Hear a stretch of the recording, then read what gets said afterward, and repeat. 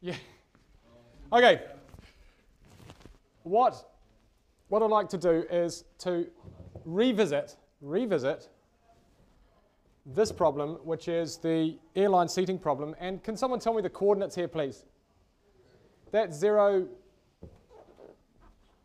anybody, Bueller, anyone. Now, in fact, I know that that's 120 there, and that's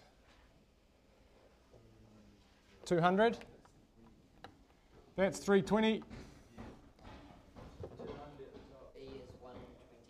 That's 200 at the top. This is the expensive seats, business class, and these are economy. And what was the step after this? Once we did all the shading out looked like this. We shaded away for that line. We shaded away from this line. And we ended up with, get all this yellow mess going on. We ended up with a feasible region, which is this white area down here, this little sort of quadrilateral, okay? Now, what did we do next step to work out that the optimum configuration of the aeroplane was 72,128 from memory? Was that right? Yeah. We worked out that one there, 120 seats. That one, this point, was 72,128. How did we work that out? Simultaneous equations of two straight lines, year 11 stuff, year 10 even. And we worked out that using our calculator. And then what did we do to work out the answer to the question?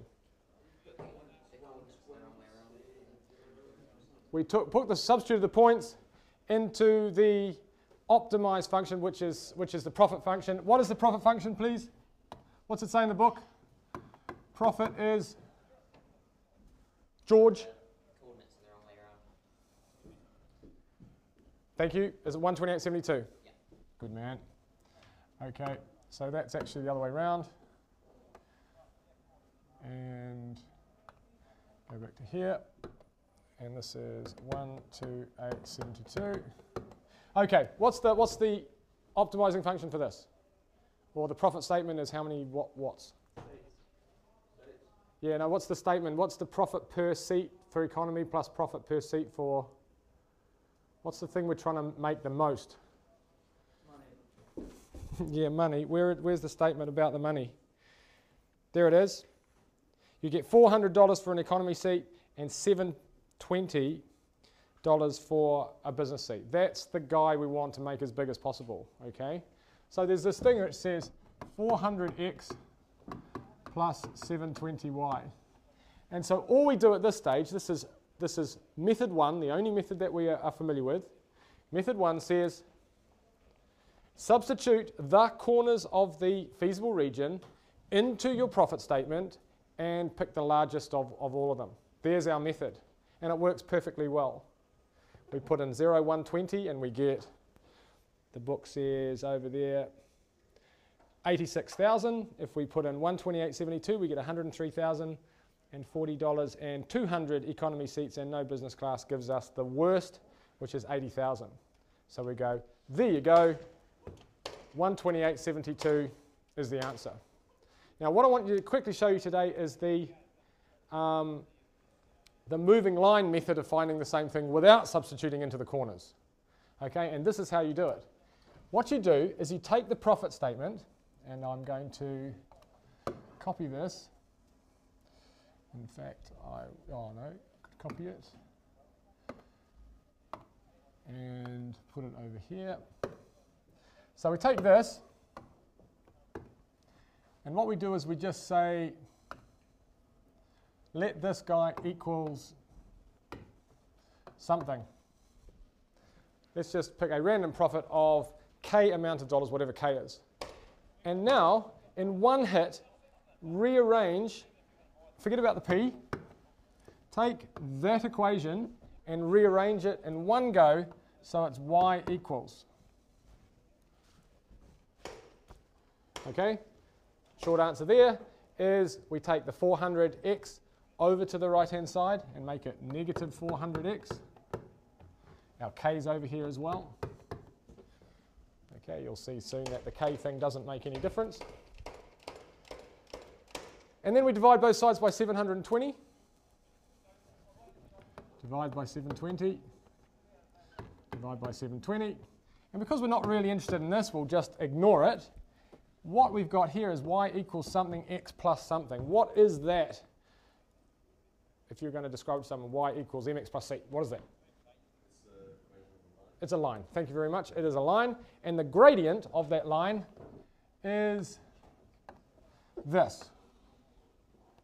So what we're doing here is we're taking the optimized function which we substituted into previously.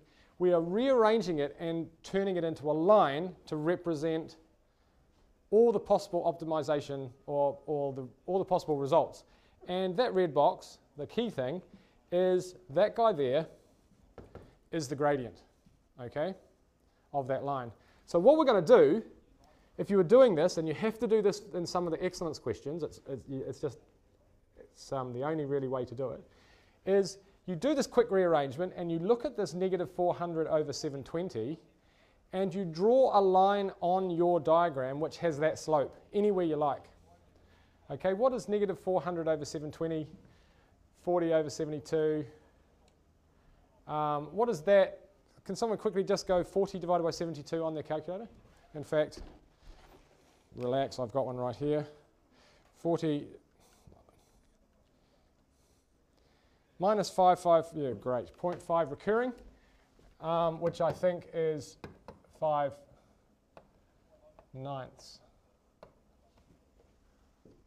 8 nines is 72, 8 fives is 40, yeah, it's exactly that, plus something else. I'll just give it that little Greek letter there because it's one of my favorites. So that is our thing. So what we're going to do is we're going to draw a line on our previous diagram which has a slope of minus 5/9. Okay, so let's go back to that diagram that we had before. 5/9. Now how do we draw a line which is of gradient 5/9 or negative 5/9? It's going to lie this way. The line is going to go that way. So that means we're going to have, it's going to be like this. It's going to be up 5 and across 9 in that direction. That's the sort of thing we're going to do. So what you tend to do with, if you're going to throw that on here, is you just scale it up so it sort of meets the diagram that you're using. So if I was going to multiply this by, say, 20, that would take that up to 100. Multiply that by 20 is 180. So if I draw a line from, I'll use something else like that dotted one maybe. If I draw a line from 100 to 120, which is that what I said? 180 in fact. 180 is out here somewhere. So from 100, so if I do this, and I straighten it up so it's actually right. So that's about 180-ish. That's about correct. That dotted line there represents a possible objective function position. And the way we work out which of these points is going to be the winner, and we know that this one's the best out here, is and you can't do this in your book, of course, because you can't move these lines around. You move this line a bit like this, and you just move it, because that's all of those lines there have exactly the same slope. And what you do is you push this line out until, and you notice that those two are similar, and that's because one's 80,000, one's 83,000. So I think that there shows that that's the worst because it's hit first. The next one is going to be that corner, the top one. So we move this over a bit more to there. This top left-hand one here is the next worst. And we push our optimizing function line out as far as we go. And the last point that our optimizing function line meets is the winner. Okay? And so that must be it, because our optimizing function, we effectively get more and more profit the further away our line goes from the 0, 0 position. Now, herein lies the summary. If the question is work out the answer, which is this, you would never bother going to all the trouble of rearranging it, creating this graph, drawing the line and doing that, because it's a hell of a lot quicker just to take the 3 points and substitute them into the profit function as it is. However, for excellence, the questions often say, looking at the merit question, which was, what is the best configuration of seats, economy and business class, what if the profit function changed? Or what if there was no longer a constraint of 200 seats, you could actually have 230 seats? In other words, something changed. And if that was the case, your feasible region would change, and often the optimized, what they're doing is they're basically setting you up for some sort of inconsistency with the answer.